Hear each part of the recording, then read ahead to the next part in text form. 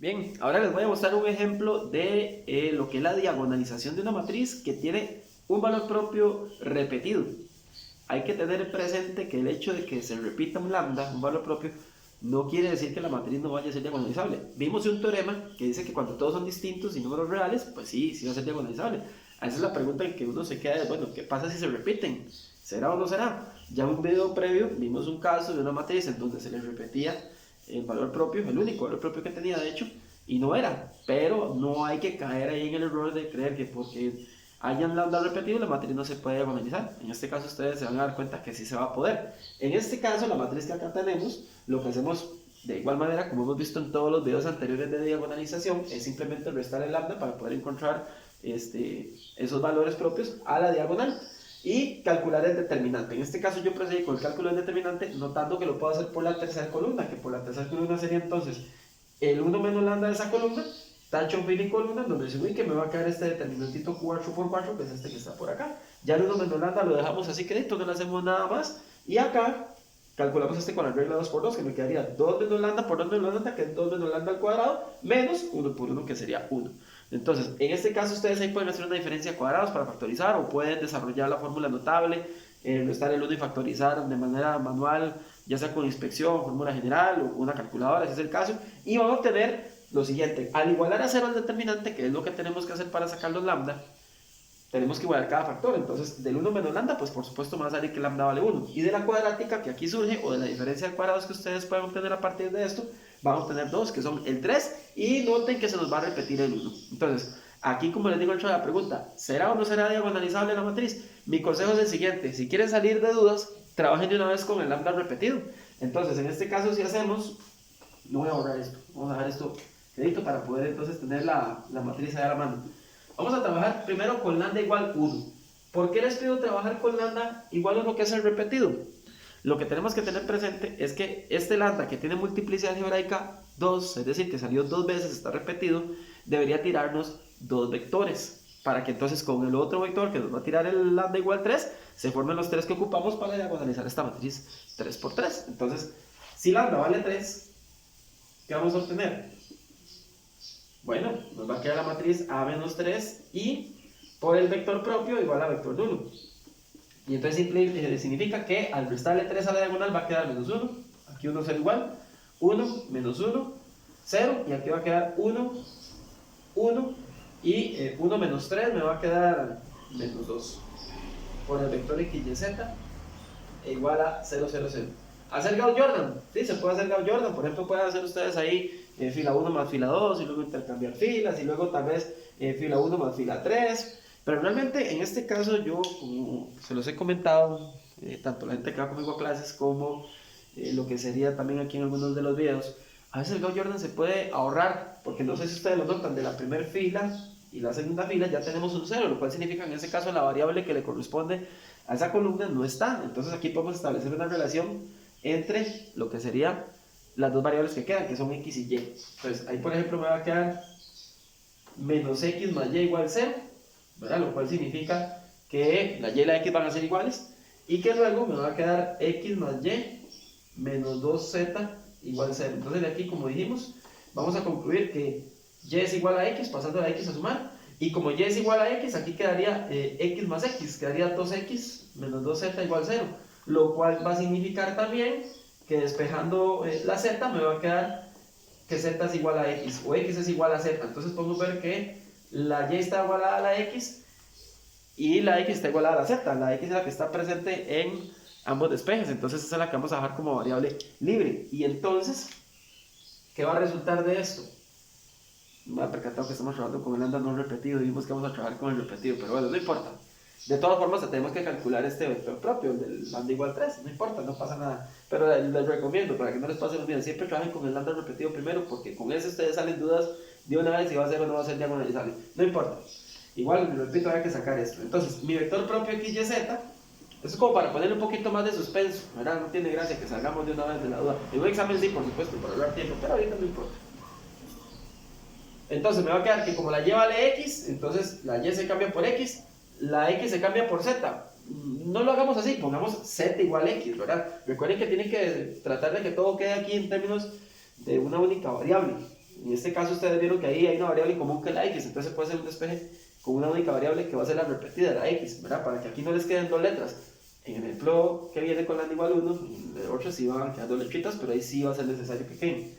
Entonces acá me va a quedar la x como tal, la y vale x y la z vale x, entonces vamos a sacar la x y nos va a quedar 1, 1, 1. Esto significa que el espacio asociado a lambda igual 3 es el conjunto de las combinaciones lineales del vector 1, 1, 1. Entonces ya ahí tenemos el vector propio o los vectores propios que salen con lambda igual 3, que serían todos esos que son paralelos a 1, 1, 1. Ahora sí, vamos con el caso bonito, con el caso que realmente nos va a ocupar para saber si la matriz va a ser o no diagonalizable.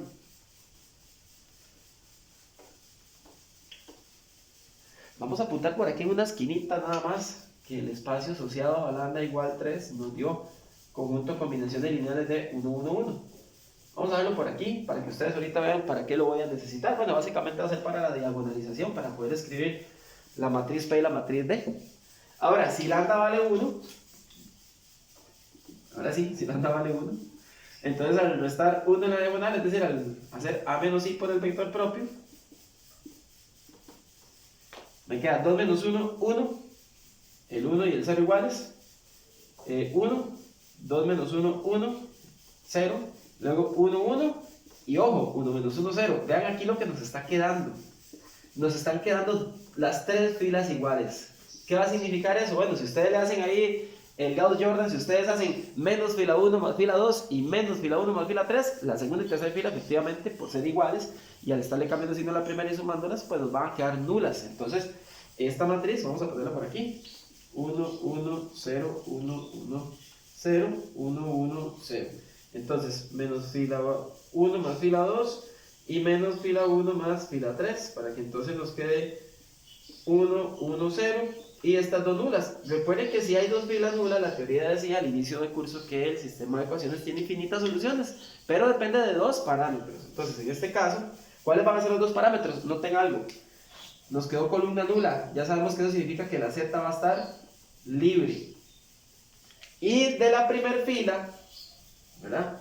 De la primera fila, que nos va a quedar de el sistema que va a tener esta nueva matriz, ustedes lo que van a deducir, recuerden que como las matrices son equivalentes, reemplazamos la que nos dio originalmente por la que obtuvimos de hacer las operaciones. De acá nos va a quedar básicamente de la primera fila que x más y es igual a 0, entonces podemos despejar esto como y igual menos x o x igual menos y, eso es libre elección de ustedes. Y ya con eso nosotros podemos proceder a lo que va a ser el cálculo de los vectores propios. Voy a borrar aquí el enunciado para que tengamos ahí un espaciecito, ya esta matriz no la necesitamos. Y ya con la información acá obtenida, tenemos que nuestro vector propio x, y, z se va a convertir de la siguiente manera. El z va a quedar libre, entonces el z lo mantenemos igual. Y de aquella relación despejamos y en términos de x, y como está y en términos de x, la x queda igual.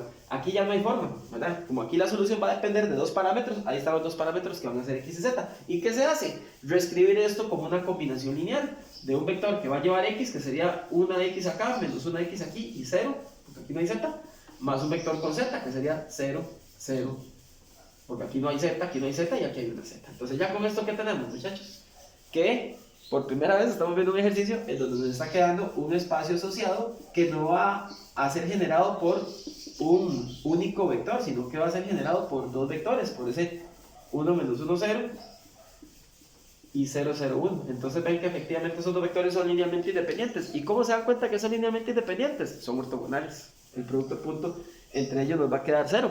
Entonces en este caso, o si no, también se hace la prueba estándar de independencia lineal. Entonces ya este espacito quedó generado por dos vectores y entonces la matriz sí va a ser diagonalizable porque, por eso lo escribimos allá aparte, de aquí nos salió un vector propio.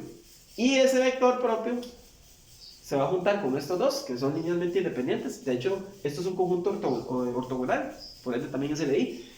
Y ya entonces con ello se garantiza que la matriz va a ser diagonalizable. Ya yo tuvimos un vector, de aquí obtuvimos dos, ya me salieron los tres que ocupo para formar las matrices P y D, que las vamos a formar.